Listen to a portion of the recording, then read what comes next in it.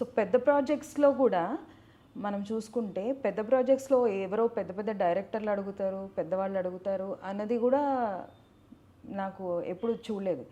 వాళ్ళ కింద పనిచేసే వాళ్ళే ఎక్కువగా అడుగుతుంటారు. అంటే ఏడీస్ వాళ్ళ కింద ఎవరినైతే పెట్టుకుని ఈ సో అండ్ సో కాస్టింగ్ని ఇంకా మీరే చూడండి, ఎందుకంటే వాళ్ళు మెయిన్ లీడ్స్ని ఫైనల్ చేసుకుంటారు. అవును, కాస్టింగ్ వాళ్ళు.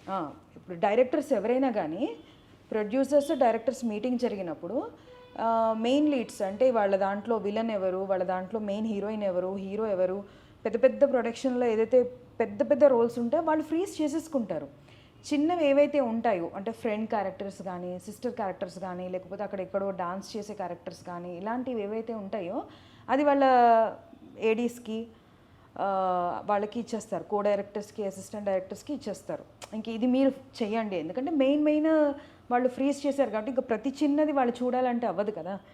సో అక్కడ స్టార్ట్ అవుతుంది ఈ చిన్న చిన్న రోల్స్, చిన్న చిన్న సింపుల్ డైలాగ్స్, లేకపోతే నిలబడే రోల్స్కి, అలాంటి వాటికే నాకు తెలిసి